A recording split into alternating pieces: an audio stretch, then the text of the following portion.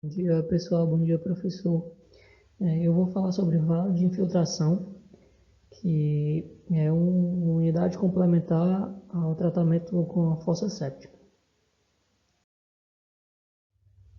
Bom, de acordo com a NBR 7229 de 1993, a fossa séptica necessita de uma unidade complementar de tratamento. Nós vamos ver mais à frente a vala de infiltração. Aí, falando um pouco do funcionamento da fossa séptica, o esgoto ele chega por uma extremidade e sai pela outra extremidade, né? Mas o tratamento vai ocorrer com o material sólido sedimentando no fundo da câmara, e no fundo da câmara vai ocorrer o tratamento anaeróbio dessas partículas sedimentadas. Então o esgoto sai pela outra extremidade e segue para outra unidade de tratamento. E a nossa unidade complementar de tratamento é a vala de infiltração, que são unidades de depuração e disposição final do efluente tratado no subsolo ou aquífero por meio de percolação no solo, onde ocorre a ação dos processos físicos, né, com a retenção de sólidos, e processos bioquímicos, a oxidação. Portanto, o desempenho dessas unidades está diretamente relacionado às características do solo, assim como também o grau de saturação por água. Por conta disso, a adoção dessas unidades, o projetista deve ter conhecimento da capacidade de percolação do solo e do nível máximo do aquífero no local em que pretende instalar a unidade de filtração. A NBR 3.969 de 1997, ela vai tratar sobre as alternativas técnicas consideradas viáveis para proceder ao tratamento complementar e disposição final do efluente para os usuários do sistema local, no sistema individual de tratamento de esgotos, que tem o tanque séptico como unidade preliminar. O item 5.1 da norma é que vai tratar sobre a vala de filtração. Aqui a gente tem um corte esquemático do tanque séptico seguido da vala de filtração. A gente vê que entre eles existe aqui uma unidade de distribuição, tá? Porque normalmente não se usa apenas uma vala de filtração, né? São várias valas, né? Pelo que eu vi, e a norma vai tratar sobre isso, no mínimo 2 valas devem ser usadas. E quando a gente vai se valer do emprego da vala de infiltração, né? Quando a gente pode utilizar ela? Bom, as valas de infiltração são indicadas para locais com maior disponibilidade de área e com remota possibilidade presente ou futura de contaminação do aquífero, não sendo recomendado o uso de valas de infiltração onde o solo é saturado de água. Bom, a gente viu aqui no início que o projetista, quando ele escolhe usar a vala de infiltração, ele precisa conhecer o solo e ele precisa conhecer o nível do aquífero, né, para que esse aquífero não seja contaminado. Alguns fatores que determinam o uso da vala de filtração. O primeiro aqui é a característica do solo. Além da capacidade de percolação do solo, vai exercer influência na remoção eficiente dos agentes patogênicos e do fósforo, a composição química do solo constituinte, além da sua saturação. Outro fator é a distância mínima do lençol aquífero. Deve ser mantida uma distância mínima vertical entre o fundo da vala de infiltração e o nível máximo da superfície do aquífero de 1,5 m. Outro fator que determina o uso da vala de filtração é a manutenção da condição aeróbia da vala. O sistema de vala de filtração deve ser construído e operado de modo a manter condição aeróbia no interior da vala de filtração. Para isso, devem ser previstos tubos de exaustão nas linhas de tubulação e uso alternado das valas. A gente pode ver aqui nesse corte transversal que existe um tubo de ventilação para poder manter a condição aeróbia da vala.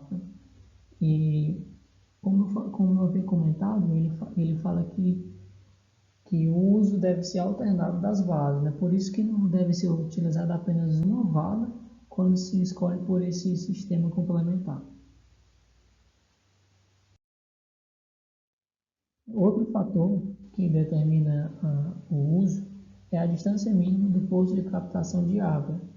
A vala de infiltração deve manter uma distância horizontal mínima conforme as características do solo de qualquer poço para captação de água, de modo a permitir tempo de percurso do fluxo de 3 dias até atingir o poço. Bom, então existe uma distância mínima vertical da vala de infiltração até o aquífero e também existe essa distância mínima horizontal, no caso aqui da vala até algum poço de captação de água. O processo construtivo também determina o uso da vala de infiltração, né? E a gente tem aqui alguns fatores, né?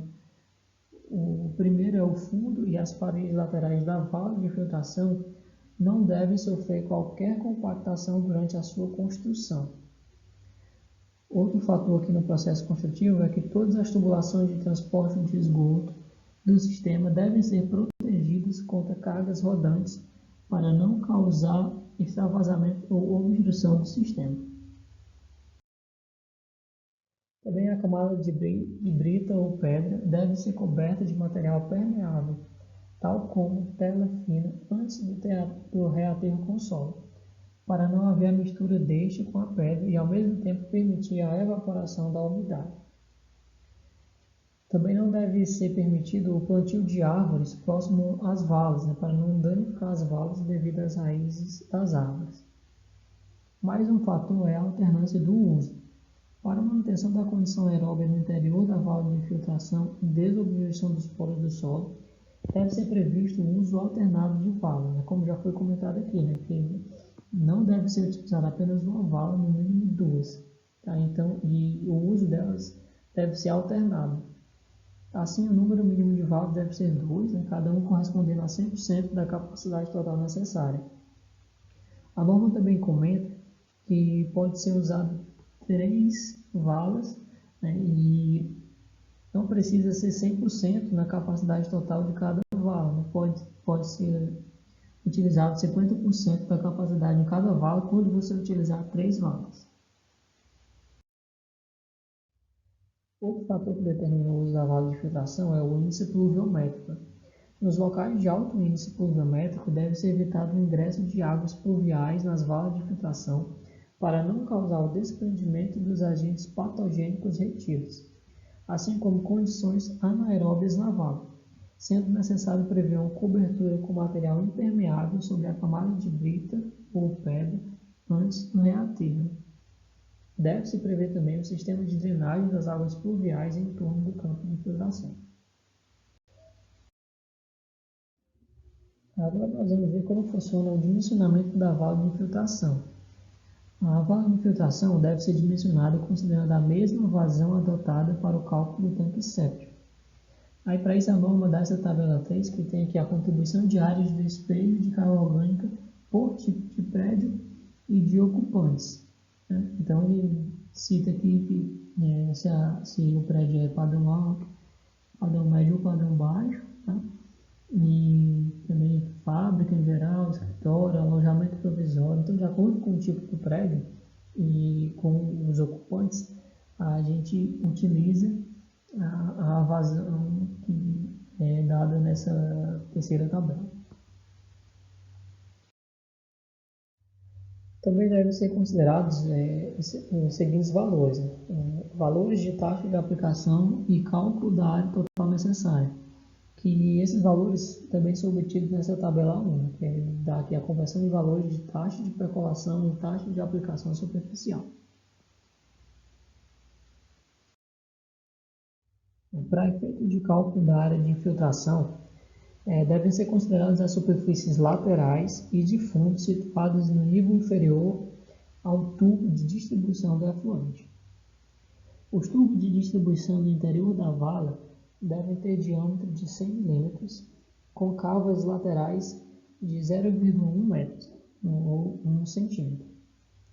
A declividade do tubo deve ser de 0,03 metros por metro para aplicação por gravidade e contínua. Os materiais de enchimento da vala de infiltração podem ser britas até número 4 ou pedra com características correspondentes. A distância em planta dos eixos centrais das valas de infiltração paralelas não deve ser inferior a 2 metros. Bom, aqui eu trouxe um exemplo É uma orientação técnica da Prefeitura Municipal de Florianópolis sobre o vale de infiltração, como elas devem ser adotadas no município. E eu achei bem atual porque é do ano passado, 16 de abril de 2020. Nessa orientação ele cita vários aspectos da norma e dá alguns exemplos. Aqui é o primeiro exemplo, que é um sistema com duas valas, uma aberta e uma fechada, cada vala correspondendo a 100% da contribuição de esgoto. A gente pode ver aqui nesse exemplo que existem os pontos de ventilação, que a gente viu que são necessários. Ele utiliza aqui uma tubulação de 100 milímetros, e existe uma distância, ele deixa uma distância entre as valas aqui de 2 metros, a gente pode ver. Também existe no começo o CD, que é a caixa de distribuição, que é quem vai distribuir para a vala que está sendo utilizada no momento. Outro sistema é esse sistema com 3 valas, que são 2 abertas e uma fechada. Cada vala correspondendo a 50% da contribuição de esgoto, Como eu havia comentado, que na norma ele diz que podem ser utilizadas 3 valas e cada uma correspondendo a 50%. Nesse caso, não precisa corresponder a 100% da contribuição de esgoto. Também existem os pontos de ventilação e a distância entre as valas também continua os 2 metros. A tubulação utilizada também é de 100 milímetros. E tem um quarto sistema que são com 2 pares de valas, que é um par aberto e um par fechado. Cada par corresponde a 100% da contribuição de esgoto.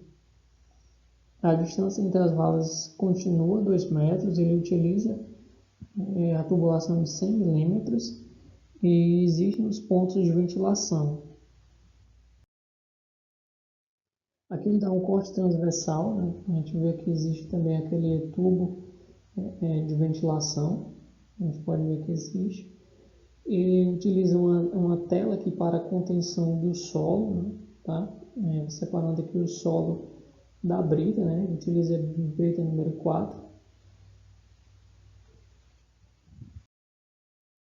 E aqui nós temos o corte longitudinal, que nós também podemos ver a indicação aqui dos tubos de ventilação, a tubulação de 100 milímetros, e ele dá aqui um comprimento máximo da vala de 30 metros.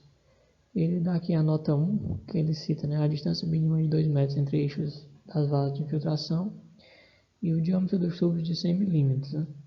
Ele também dá essa cota vertical aqui, que ele faz referência aqui à norma, que é a distância vertical mínima de 1,5 metro entre o fundo da vala e o nível máximo aquífero, conforme a norma.